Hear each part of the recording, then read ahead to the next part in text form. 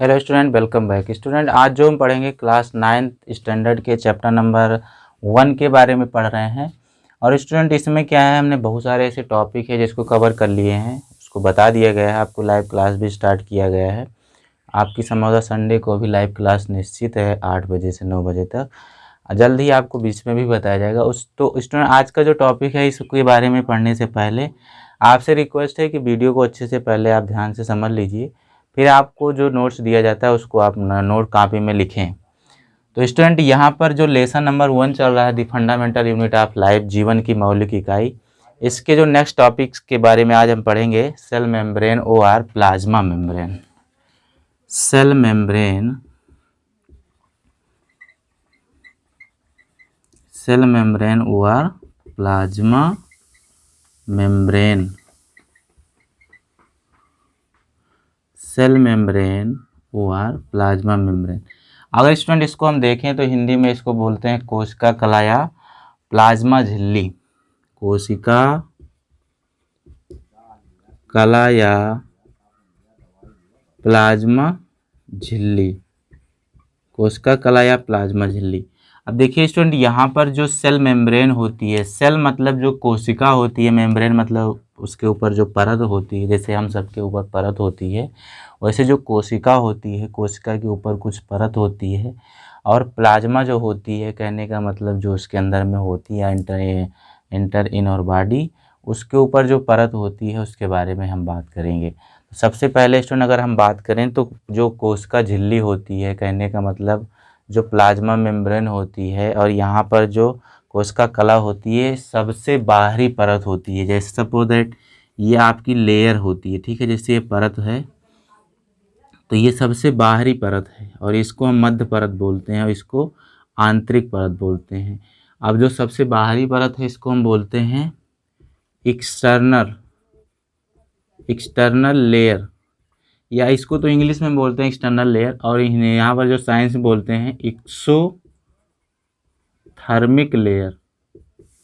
Exothermic layer है। यहाँ पर जो बीच में है इसको हम मिडिल लेयर बोलते हैं। क्या बोलते हैं? मिडिल लेयर, या इसको हम जो साइंस में बोलते हैं मीजोथर्मिक। मीजोथर्मिक, ठीक है, मीजोथर्मिक। और जो लास्ट में है इनको बोलते हैं इंटरनल लेयर। अब यहाँ पर इंटरनल को बोलते हैं इंडोथर्मिक लेयर। तो स्टूडेंट, ये आपको साइंस में मिलेगी इस तरीके से लिखा हुआ। एक्सोथर्मिक लेयर मीन्स सबसे बाहरी परत, और जो मेजोथर्मिक लेयर मतलब होता है मिडिल लेयर, मध्य परत, और इंटरनल लेयर मतलब होता है एंडोथर्मिक लेयर मीन्स सबसे आंतरिक परत। तो जो कोशिका कला होती है, जो प्लाज्मा झिल्ली होती है, ये कोशिका के सबसे बाहरी परत होती है। कहने का मतलब ये जो परत होती है सबसे बाहरी परत होती है, ठीक है।